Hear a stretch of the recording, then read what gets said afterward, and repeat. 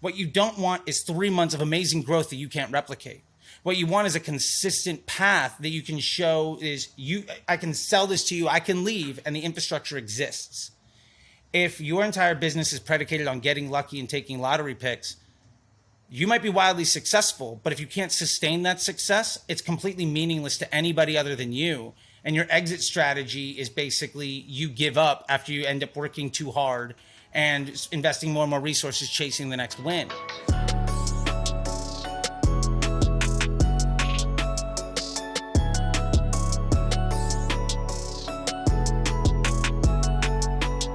Welcome back for another episode of You're Not Your ROAS. I'm joined with one of my faves. Me and him go way back. We actually had a podcast together. I was actually under his tutelage at one point. We helped launch his Facebook together. He's possibly the most blocked man on DTC, and he's trying to change that, people. And here's the PR tour starting here. I caught him right before Europe. Chuck T, how are you, my man? I'm doing fantastic, man, and I do appreciate that. And it's for those that don't know, you and I met on the Facebook groups of gurus and nonsense folk many years ago, and you inspired me after I got kicked out of everywhere and had to do my own thing to actually do my own thing. And then literally all of this is your fault, Robbo. So I just want to make sure that everybody understands that, and I'm very appreciative of it. And man, I mean, this is 4 or 5 years later. Look at where we're at, man. It's a beautiful, beautiful thing. Cool. And I wanted to save this for you at this moment. And I was going to say something. It's like, my friends, you have a beautiful thirst there. I hope somebody doesn't murder it.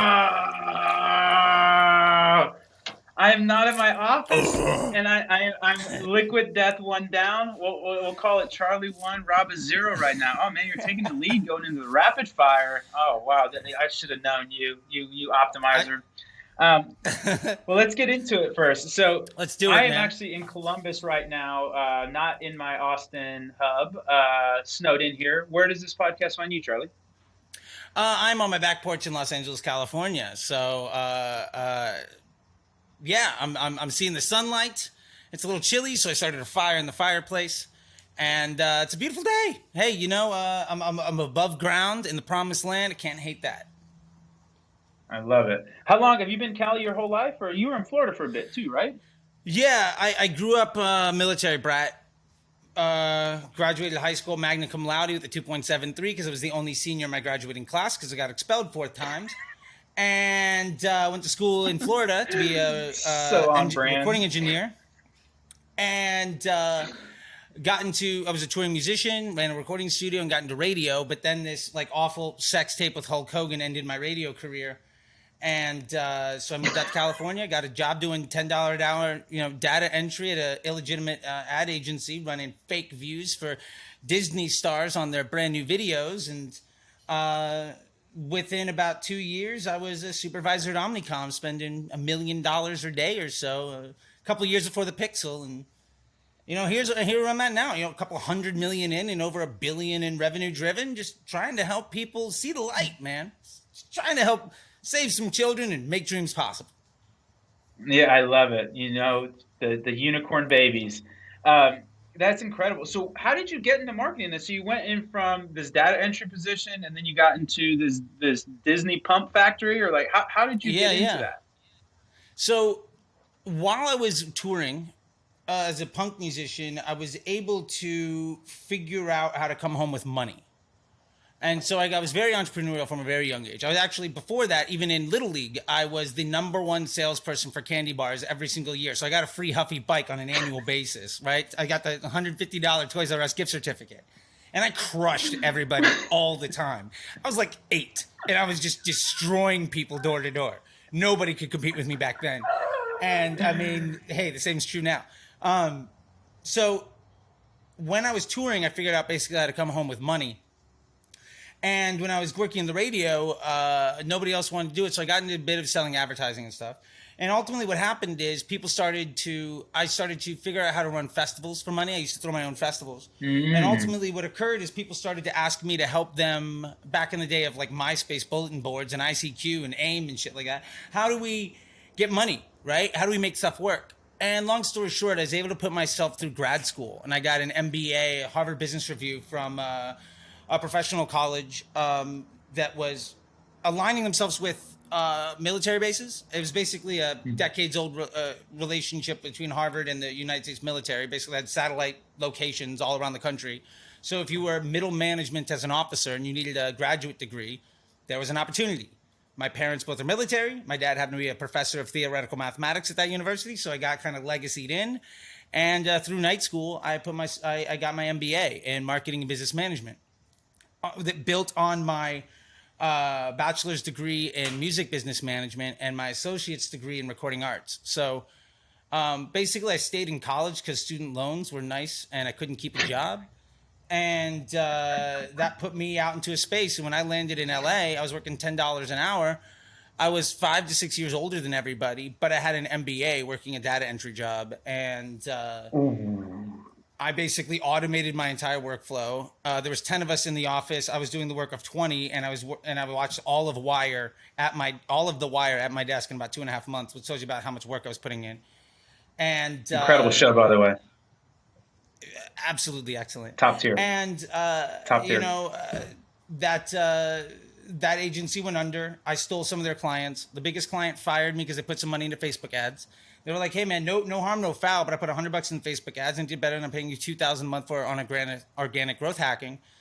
And so I licked my wounds, ate like shit, and the next day I put my credit card into Facebook, started promoting my band, and within a year and a half, a year or so, I was 7-figure daily spends. That's crazy. What, Dirty Cake still, or is it rebranded? Dirty Cakes back in the day, yeah. Yeah, see, I know, Yeah, I Dirty know. Cakes. Yeah, I did the man. research. I did the research. There you go. We stalked you. That's cool, man. So I all of actually it had a was, similar just- experience. Yeah? Well, with the having the credentials in a really, not demeaning, but I had just graduated with my economics degree, and I didn't really know what I wanted to do, and so I just moved back to Indy, and I went back to the job I had before college, which was selling women's shoes at Nordstrom's, like the fancy women's shoes. And man, you'll never see like entitlement until you talk to some rich women that like, oh man, it was brutal. And then you'd have these really unique discussions of like, oh cool, what do you want to do with your life? Like, oh, what did you just do? Oh, I just graduated. Oh, that's cool. From what? Economics. And then you just get these weird looks of like, why are you selling women's shoes? And so it was very, very similar in that vein of like having an MBA and doing data entry. Like that's definitely a gut check. I love that, man. Is Dirty Cake still around? You still jamming? Yeah, absolutely, man. I mean, COVID put a kibosh on some Oh live yeah, I shows, didn't think but of that. rehearsals happen on a regular basis. Music videos are out, records ready to release, and we can support it. And You're the I mean, Axeman, right? Yeah, at least once a week, I'm in a loud room with giant fucking speakers playing guitar and a lot of fuzz. And what I lack in talent, I make up for in distortion and gumption. And we have a lot of fun. I love that.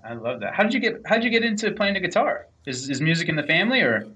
Yeah. My dad had a guitar in the house, and he played in the church band and some bands in college. And I stole his 12-string when I was 8.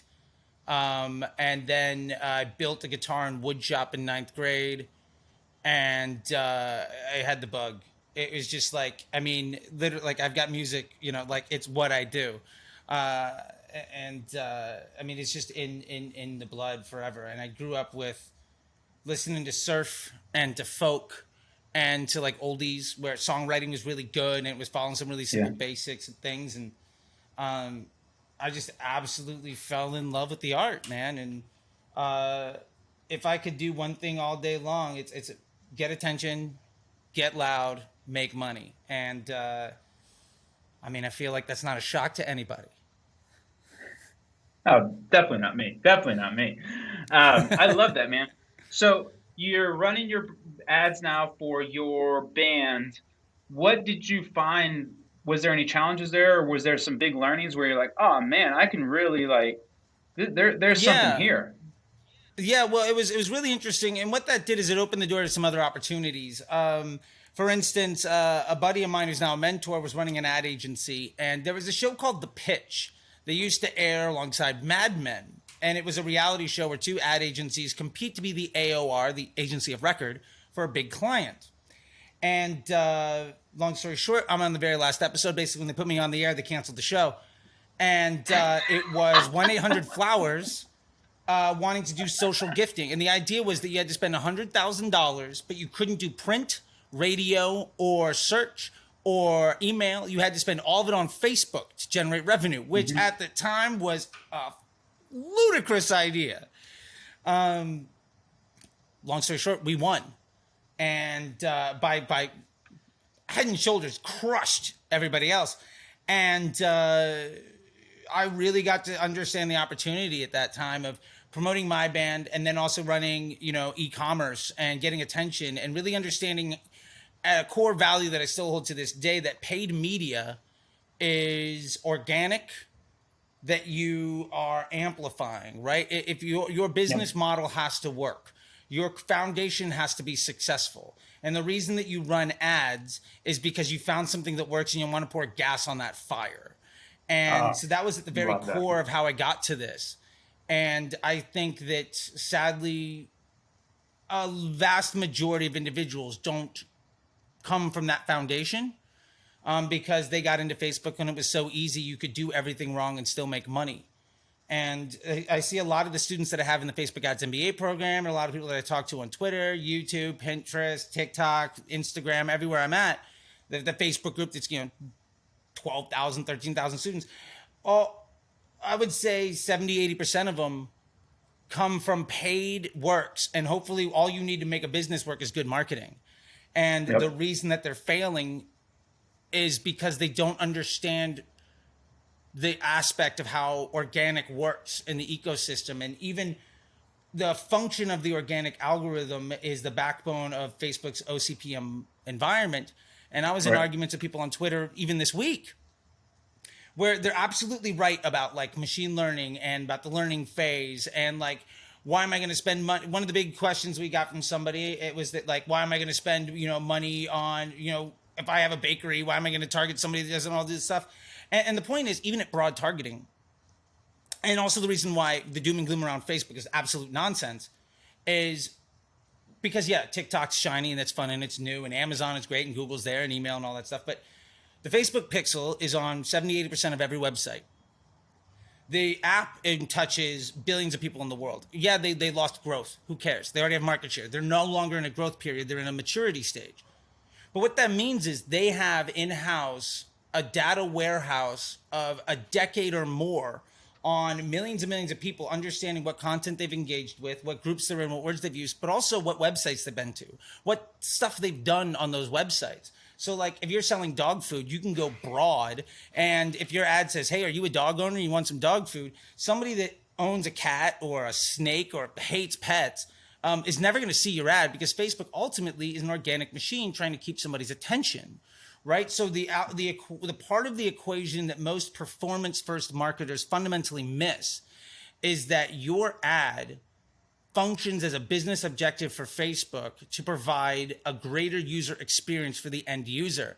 And so where ads do the targeting, and anybody that wants to say that's a hot take, please DM me. I'll gladly help you understand it, is that Facebook is trying to show the content to people that they want to see. And that's one reason why interest groups are terrible for you, because what you're doing is you're forcing a bad experience on people, and it costs you extra. You have to pay a premium to force a bad experience, which is why your CPMs are $30, $40, $50. Like if your CPMs are over 20 or you're using ABO or interest groups, what that tells me more than anything is you don't know how to creative test properly abroad. And that's a big gap that most people have because they're not coming from the idea that content is meant to give somebody an enjoyable experience. And if you don't give a damn about the customer and you don't appreciate the value of your relationship with your business partner, you are going to struggle at business or any relationship. If my wife came to me and said, this is what she wants me to look like and this is the way she wants me to behave and these are the things she needs from me, and my response was to give her the middle finger and try to make money, it's not going to last. And there's absolutely no reason that Facebook is any different, or Instagram, or YouTube, or Pinterest, or TikTok, or any OCPM platform. And Pinterest is a gray area between CRM and search and optimize CPM, but ultimately Facebook did that better than everybody else. Their market share is indomitable. And if TikTok crushes for the next 3 to 5 years, they would need one to get adoption from 75 to 80% of everybody in America. Plus, there's tons of countries that ban it outright. They would need their pixel placed on 75 to 80% of websites. And at that point, they are going to have a data disadvantage on volume and integrity and context of what Facebook already has today. So when people are bearish on Facebook, my reaction to them is that you have to understand you've been spoiled up to this point. And yes, there's plenty of opportunities for arbitrage in other places. But if you're trying to grow a business, if you're trying to get awareness, there's $100 a day play and there's $1 million a year play.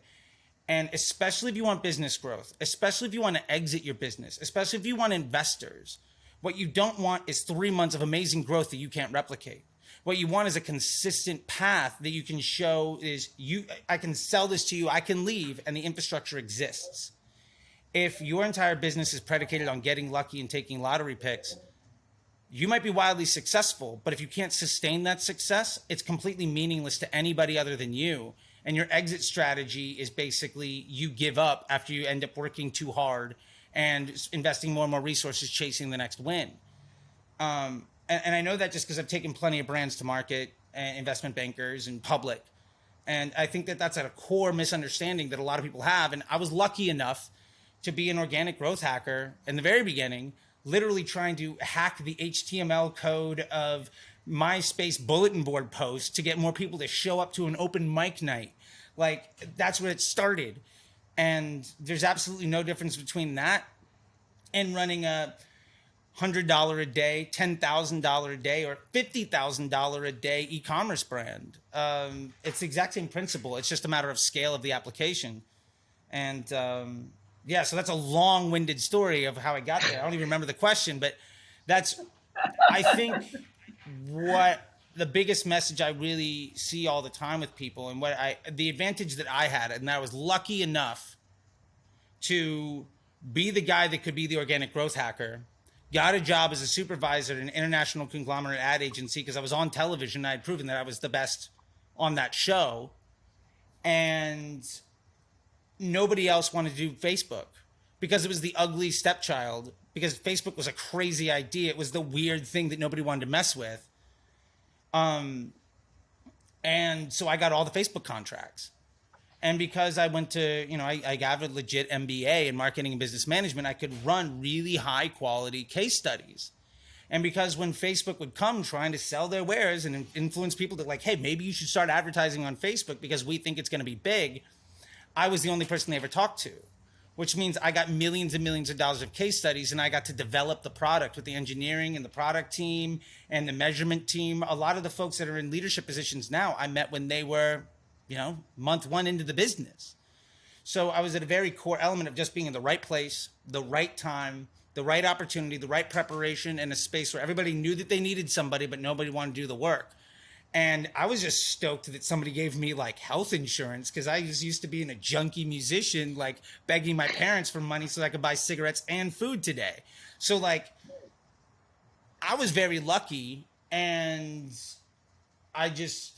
opportunity and preparation met in a time where nobody else was doing stuff. And so I was lucky to be at the point of being, the tip of the spear on stuff like lead gen ads. I literally did the case study to prove it. Or DPA, same thing there. Canvas, which failed miserably, but whatever. And to the point when Facebook released, when Facebook, was starting to talk about Power 5 and CBO and creative testing and advanced matching, I had 7 or 8 figures of Facebook coupons to teach them what to do. And ultimately, the disruptor group are the people that teach the reps what to teach others. So by the time agencies and gurus are teaching lessons, what it means is it's their version of interpreting what a rep taught them 6 months, a year or two before. And that rep is teaching them something that a disruptor figured out 6 months to a year or two before that. So a lot of the folks that are complaining about the future of the platform are at best 2 to 3 years behind what they should be doing. And the gap between best practice and practical application is so vast that literally Facebook could stop investing in any innovation, and you would have 3 to 5 years of runway of continuous improvement. So I'm super bullish on the future of all of it, and I've kind of staked my claim on it for sure. And I mean, it's the same type of conversation of saying in 2001 nobody can innovate in email anymore, so it's stupid. Or in 2008, people are like, look, there's just no way to innovate or create new change inside of Google anymore. And the engineers are frustrated because they can't get anything else off the ground. And the seniority is just trying to push things. But you already have a Ferrari in the garage. Just because you're trying to build a spaceship doesn't mean the Ferrari isn't better than somebody else's, 89 Honda Civic. Much love to the 89 Honda Civic, but the Ferrari's going to crush it, right? And so yeah, like I said, I don't even remember the question, but that's the answer to it. That is Charlie in a nutshell. I don't remember the question, but that's the answer to it. So there's a lot to unpack there. I love it. So to be fair, the market does not agree with you. Facebook took Yeah. an absolute haircut, like a really, I think, plus 20 some. So you're buying the dip? Oh, BTD? I have Fang. I have FNG, DTFD? triple index. Yeah. I'm Okay. great. So I don't care. you're in there. So a couple counterpoints there. So one, to kind of keep people up to speed, when Charlie's talking about OCPM, he means optimized CPM. So I don't actually not familiar with the other auctions, but Facebook uses something called a Clark Vickery Groves auction, and ultimately it's just a fancy way of saying that you actually care about the community, or you can have some other outlier, this outlier being the community. The community is basically analogous to the news feed. And so just because you have a bunch of money doesn't mean you can ruin this news feed. And so Mm-hmm. that's why you have those bear bids, right? Where you have your bid, your estimated action rate, and then your internal and external ratings. And that's actually how you're getting into things, or that's how you're winning impressions in the auction. It's not just based on a proper, how much money do you have? Yeah. So that's why when people say, oh, Facebook can just turn up ad rates, or they can't. The only way Facebook can make more money is offer more inventory or people bid more aggressively in the auctions. Facebook does not have some lever that says, hey, let's turn CPMs up. Like, that's just not the fundamentals of it. Again, if you want to get nerdy and go look at the economics, it's actually really interesting. There's actually academic research that wasn't used for anything, and then Zuckerberg found it, or his team found it, and then implemented it. Anyways, I'm in the weeds now, but just kind of keep people up there, because some people might not know what optimized CPM means, where ultimately, Sure. and this is totally different, right, than if you're buying a TV ad or something like that, where you're basically getting a rate sheet, and we're going to say, we're going to give you X amount standard across X. There's no competition. There's no dynamicism. You're going to pay X amount of impressions. Your CPM is here, and you're going to get this many impressions, and then you're going to pay at that rate. And so that just kind of tidying that up. Yeah, absolutely. And email, television, programmatic, display, native, those are all what we call inventory based systems. And Pinterest and Google and Bing are all demand based systems. Yep. And what Facebook brings to the table, what the optimized CPM environment brings to the table, is a qualitative metric on the cost of that inventory and the delivery of those impressions. So if you provide a good service to Facebook's bottom line, you're going to get preferential treatment in cost and delivery, which ultimately spikes your overall impression rate, which is why CTR is completely irrelevant. And I want a low one because that means I reach way more people.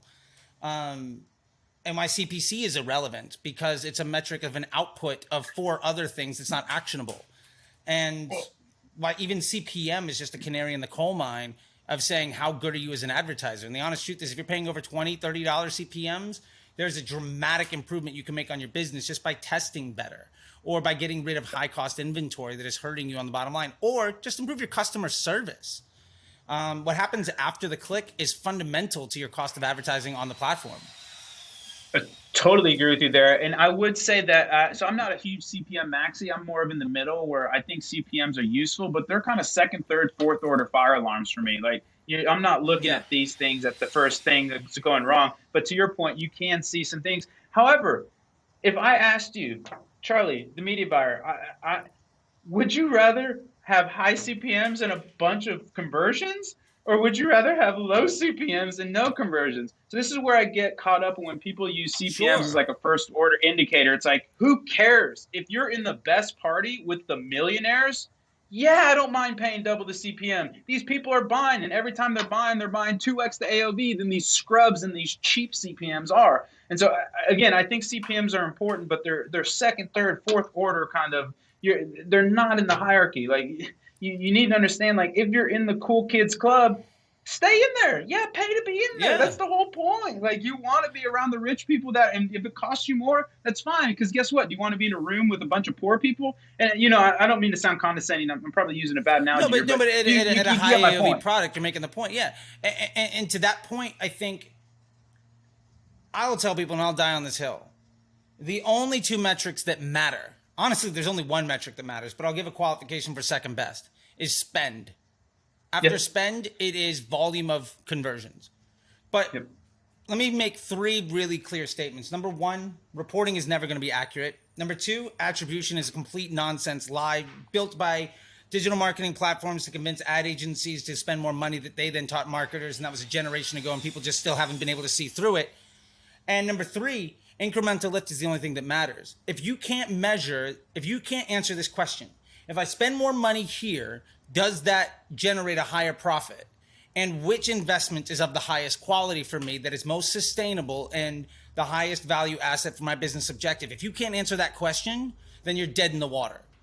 And that is what the ecosystem ROAS doc that I built back in 2018 answers in a simple Excel spreadsheet, because I had a boss that was spending $100 million on television. Her attribution model was 5 minutes after the infomercial aired. Like, there's no pixel, but she was able to run $1 billion business doing that. And she left that and came to what we were doing. And like, I had to go in there 1 million times trying to prove the value of all of this stuff. And when I couldn't answer those questions, I realized I was trying to give a nickel answer in $1 million question. And so many people at the CPM, CTR, CPC, ROAS, all of these things, you are still so focused in the box that you can't see the forest for the trees.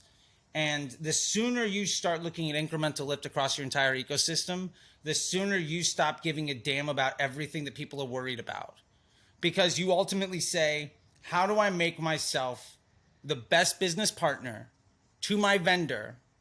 And how do I maximize the opportunity? And if I'm maximizing the opportunity, I'm getting better every week, every month.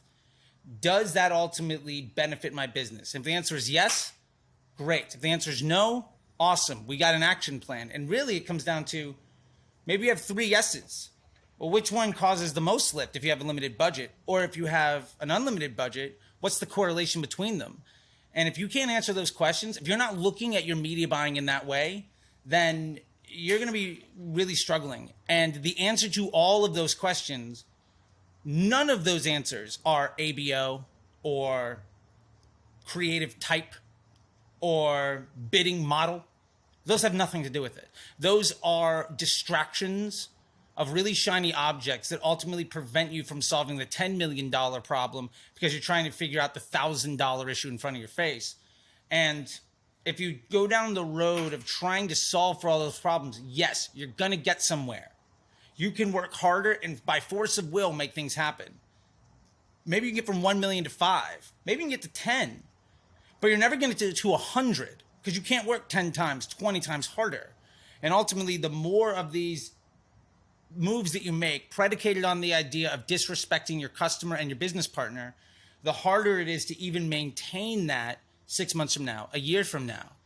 And the majority of folks that I see struggle are, I will say this, I don't see people that have figured out creative testing it broad, auto placement, auto bid, with dynamic ads and a CBO. I don't see those same people also saying that they're worried about the future. And the people that I do see constantly raising red flags and liking other people's tweets and championing other people's insecurities, they're all the ones that also aggressively avoid adopting what Facebook's been asking them to do since 2018. And again, it's a relationship.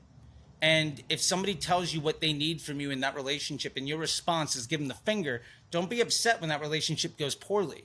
You can go out and try to find 3 other people to take advantage of, but eventually you're going to run out of room. And there's a big difference between trying to spend $1,000 a day at a profit and trying to build a $100 million business. And I'm in the business of giving people the knowledge, the awareness, and the expertise to make that shift.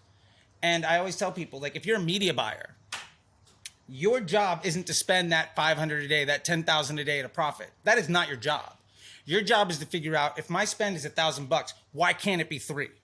What is wrong in the business that prevents me from tripling my acquisition budget? If you can solve those problems, you are now a director of growth, which is what every Facebook media buyer could be in a flip of a switch. Because ultimately, that is how you grow businesses. That's how you grow brands. That's how you go to an investment banker and you say, my business is worth $100 million. And for what it's worth, most folks that run ad agencies that came into the game 2017, 2018, they've never had that conversation. I can't blame those people for not understanding that, because it's like trying to explain snow to somebody that's never seen it. Like, yeah, white shit falls from the sky and it's cold. Or explaining the ocean to somebody that's never left Nebraska. Like, yeah, that piece of water, it goes so far that it's flat at the end. I think maybe a better analogy might be explaining water to a fish. Sure. Where yeah. you're so ensconced in it, it's impossible to get your head around, like, to step out of this mindset. But oh my gosh, we're already into the value add segment. You skipped over so many things. Of course, a Charlie T podcast is not going to be structured like normal. We're going crazy here, sorry, folks. Man. I'm passionate. Okay. I'm in love with this stuff. Okay. I just want people to see more success and less stress, because 90% of people are doing things wrong because they were poorly trained by somebody else that didn't know what they were doing. So I'm here to help.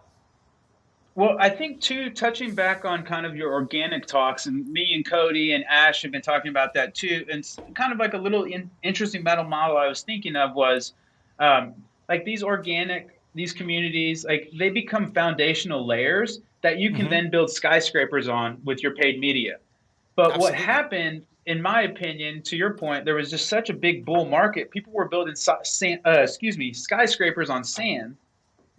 And then once that earthquake hit, their whole building fell down because they didn't have the foundational elements of actually, like, I think ultimately, too, what happened, there was just such the new seed was just such a Cambrian explosion in ad inventory. It was just like, oh my gosh, this is incredible, that people kind of swung too far into the quantitative element of it. And you just started having these quants that are just going in numbers. And at the end of the day, man, there's people behind these numbers. And, like, are you making a connection? Are you generating value for them? Are you giving them a story that they can tell their wife or their husband or whoever, their significant other, their friends, why they're so smart because they bought your product? Like, it kind of sounds silly, but there's just a bit of going back to the fundamentals of, like, would you want your product? Would you use your product? Would you tell your mom or your sister? Would you recommend it to your best friend? Like, and if the answer is there or no, maybe that is probably a good place to start versus ABO or CBO. and again, this is just my points of view, but, like, understand those fundamentals, and then those fundamentals can scale. And then, to your point, like, this is actually a John Coyle quote, but it's kind of same but different as you, where it's like, paid media is fuel, it's not the fire. And so, like, until you have that fire, unless you're just going to pour gasoline on a match, it doesn't matter. I know, right? It's perfect. It just ties in perfectly. But anyways, I think that's really a lot of the challenges, that there were things that worked, but it's not that they worked because the strategies were sound or the tactics were robust. It was because you were in a massive bull market. And if you were doing any semblance of anything, like, you were going to do well. And furthermore, if you're charismatic and you had a great story, you were gonna be able to, convince people to come along for the ride. And no judgment there. It's just, that was what I saw, was when people got really far away from the basics. And it's almost kind of the same view I have a little bit of biohacking, where it's like, dude, what's the point? Like, sleep, get your exercise in, meditate, or find some sort of mindfulness practice. Like, there's all these things versus, like, well, I should eat bull balls at 2 a.m. and then I'll drink ram's piss at 1 a.m. And you're just like, I mean, maybe, but maybe if you kind of just get these fundamentals in place first, and these first principles, and you understand that, then you can really kind of start to get those other, maybe 1, 2, 3 percentage point gains. But it feels a lot like sometimes people are spending dollars to save pennies. And that's just not my jam. No, I love it. And I'll back that up with something. There's an old Yiddish saying that is, where it begins, so it ends. And if you take out the last 5 years of Facebook media buying, right? Mm-hmm. We're still in a spot where ultimately, can you be on the street corner and sell this product? Can you go door to door and sell this service? Will people be happy because of it? Because running Facebook ads or any paid media is a way of scaling that effort, right? Like if you Correct. can't go door to door and sell your product, don't be astonished when you can't trick a bunch of people on the internet to buy it. And really it's an escalation of the door to door salesman hires multiple salespeople, eventually leverages his exposure or her exposure by getting an ad in the newspaper or by making flyers, and eventually leverages that exposure by getting on the radio or getting onto television. But you can only afford that because your business is successful and because you can scale with it. And all we have here, Facebook is basically just television as performance media. But there's no difference. Like if your product isn't good enough or your service isn't good enough to get people to want to use it, then you're dead already. And the opportunity of the arbitrage of attention and, Gary Vee's underpriced attention and all this stuff, that opportunity, look, there are other platforms you can go for that.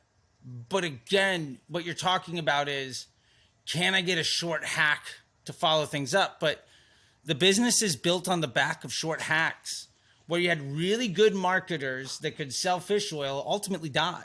That snake oil salesman in the West got murdered every time, right? And look at Casper.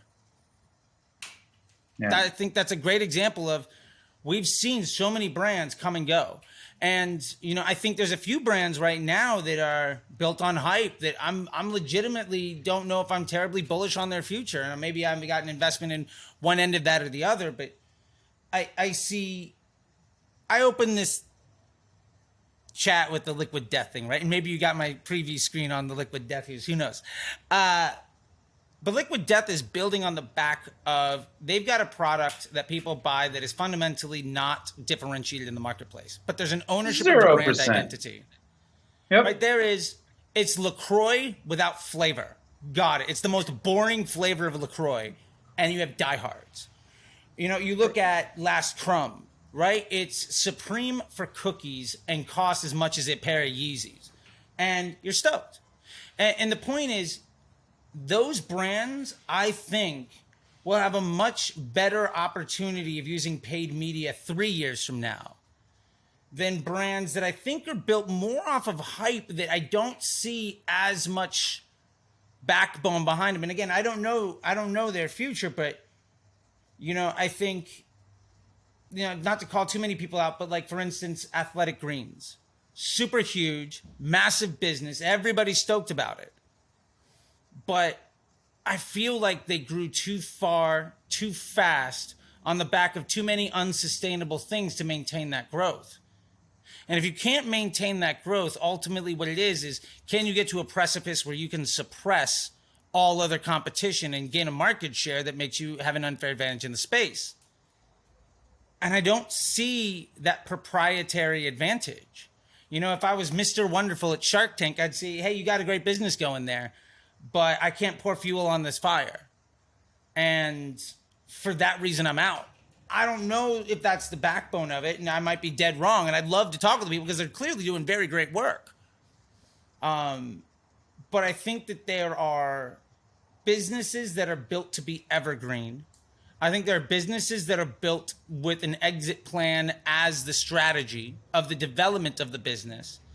And then I think there are 95% of people out there just trying to spend money to make money today that aren't looking more than a month or a year out and have no concept of these things. And I just say that because I agree with you. That Cambrian explosion just changed the world so that so many people don't understand that that's not what it is, right? Like Game of Thrones, winter is coming, right? Yeah. Like, we are here. Can you beat the Ice King? And the honest truth is, 90% of people can't. Yeah. So I think our responsibility as marketers that have been through this and appreciate it is to provide the education and the tools and the knowledge and the support to help those good people not lose the opportunity of achieving their dreams. And that's Yeah. one reason why I so aggressively go after people that co-sign other folks' victimhood. Because the only reason you're not succeeding right now is because you haven't failed enough, or because you're willing to say, I can't. And if those are your mentalities, you should go get a day job right now, because you are going to fail at entrepreneurism. It's just not for you. You have to get kicked in the teeth every single day and come back and ask for more. Like, if you don't have that mentality, if you're not a street fighter willing to lose, if you're not David Spade willing to get his butt kicked every single time, if you're not Joe Dirt, you're going to lose. And I think that's what separates folks like Ash and Cody and you and I from a lot of the other folks that are agency driven, that don't understand the back end unit economics of business development. And so I love what you had to say. And I know that was a very long little support of your opinion, but hey, look, if I don't talk on soliloquy, I have a hard time even opening my mouth. It's a 2-minute minimum for Charlie. If you get him going, he's going. Okay, we are pushing up against it. So that we just kind of smashed the first and second segments together too. So now let's go let's go real quickly through the rapid fire, and then I'll toss it over to you. You can plug whatever you want, and then we'll wrap up the podcast. How's that sound, Charlie? Sounds good to me, man. I'm here, and thank you once again. Right. As always, it's beautiful to talk with you. Yeah, let's do it. Okay, you ready for the rapid fire? Let's go. All right, mosh pits, overrated, underrated? Love them. Underrated. Underrated, love it. Twitter, overrated, underrated? Underrated. Living in LA, overrated, underrated? Underrated. Whoa, 3 underrateds in a row. I know another one's man. coming. Steelers, overrated, underrated? Underrated, always, buddy. Had a tough one this year. Had a tough one. You guys have a embarrassment of riches of late. So we have an embarrassment of riches, and we've never had a losing season under our current coach. Yeah. And hey, look, if our worst year is the majority of the league's, if the worst we do is what the Dallas Cowboys would love to have half of the time, we're doing all right. And that's not shade at you. I'm just putting perspective because I know where your loyalties lie. It's brutal. It's brutal. And hey, look, it's brutal. If we have 3 8-8 years in 15, and it means I have to eat 1 or 2 right now, I might not even see that. So underrated. You can't even hear. You have so many titles stuffed in your ears from the last 7 years. It's like, yeah. Although I will say this. You need a demigod of a human being to compare against Patrick Mahomes, Joe Burrow, and Josh Allen. Like, if you don't have somebody literally blessed by virgins as the offspring of like a god having, sex with a human being, like if you don't have a Herculean backstory, you're dead. Yeah, they're very good. They're all 3 top notch. I think I've lost the Lamar bet. I think Josh Allen's gonna really mature into something special. Or almost already has. He got. He just ran up against somebody greater. Yeah, somebody actually. I'll go to the next one, but somebody had a really funny tweet where it's kind of like the Patrick Ewing, Michael Jordan. Like Patrick Ewing was so good, he just bumped up against somebody better during his lifetime, and it just sucks, man. Yeah, it just sucks. Yeah, and never got a title. Oh, I know. That's what I'm trying to say. Dude. He was fantastic. Brutal. He was a very good player. TikTok, overrated, underrated? I will say it's underrated, but I think the bullishness on it is overrated. But as a platform, it does not have the adoption it should. Favorite city in California? LA.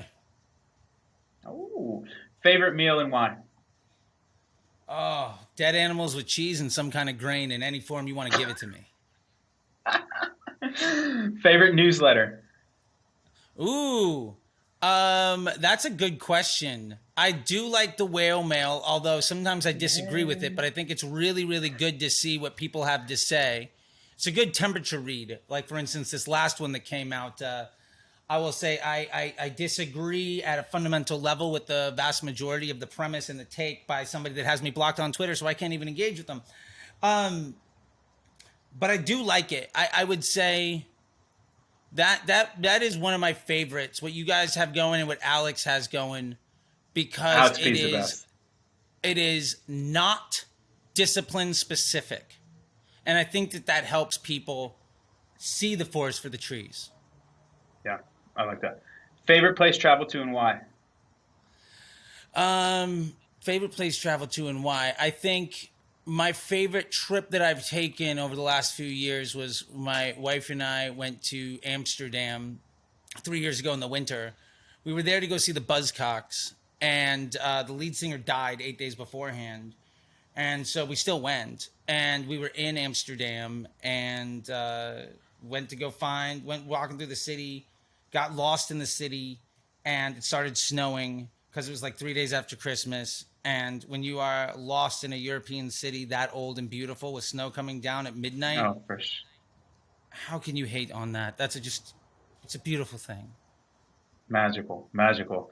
Okay, last two. Favorite follow on Twitter.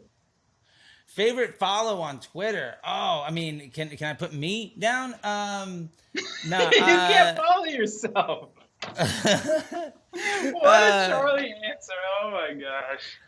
Hey, look, if you're a band, you should be a fan of your own music. If you're a writer, you should like your own books. If you're a filmmaker, you should be a fan of your own movies. If you're running a business, your business should be your favorite thing, or it's some place to go. But without that, favorite follow on Twitter that's not you. There you go. I've amended the question to not give you any wiggle room. Got it. I love that. I'm going to go completely not industry specific at all. Love it. Love it. And say my favorite follow is probably Pat Mayo. Okay. What's the handle there? Sports betting guy, has a great YouTube show. I've emotionally invested myself into hundreds and hundreds of hours of his YouTube. And I now know all the players. I know all the people in his circle of friends. And when I see content from him, it harkens back to so many fond memories over so many years and so many positive experiences that it literally just makes me happy. And he goes ahead and likes some of my sports bets half the time. And he got to see me turn, $30 and a couple of 20-1 bets into a extremely nice number that I lost all on Chiefs, but at least he was there for it all. And that was a beautiful thing. It's one of those things. If you create enough content out in the world and you put stuff out and you're very personable, people feel like they're your friend even though they've never met you. And he does that better than almost anybody else in the world. Love it. Okay, last question. If you could have dinner with 3 people, dead or alive, it's a 4-person table, you're there with 3 other people, they can be fictional, non-fictional, who would they be? Oh, man. 3 people, dead or alive. That's a good question. So let me answer it quick. One of the people I'd love to have at that table, let's see. I would love to be at a table. I think I would love to be at the table with Mark Cuban. I think he's really smart, and I think we see eye to eye on a lot of stuff. IU alum. I tend to agree with him on a lot of things. And then if I had to give somebody else in that room just to keep things interesting, I'd love to be at a table with Robin Williams. I think, I don't know if he turns it on or off ever, but I think he's truly brilliant, or was. And I would absolutely love to be in the presence of somebody like that for even 5 minutes. And also, I think something that would be really interesting for me to get into, kind of going way more old school, would be I'd love to sit at the table with some of these world conquerors, like the Genghis Khans and the Alexander the Greats of the world. I would say probably Sun Tzu, just because I think The Art of War is probably the best business book ever created. And to understand where somebody came from to write all of that stuff and their learnings and their history and what's going on, I think would be so fascinating, because all of these folks are experiences and storytellers. And I'm going to surround myself, not people I want to have a beer with, but people who I just want to experience their presence. And I don't know, maybe he's a really boring guy in person, but I sure love his writing. Love it. All right, Chuck T, you made it through. Rapid fire. Congratulations, my man. All right. All right. Plug whatever you need to plug. Tell people how to follow you, and then we'll wrap it up. Absolutely. So first off, thank you very much for this opportunity. I'm back. But yeah, so to plug stuff, 1, follow me on all the socials. 2, Facebook Ads MBA program is my core offering right now. And basically I teach people through the art of learning Facebook how to be business development folks, how to project manage their way to things, basically how to scale businesses, make exit strategies, and be a CMO or CEO.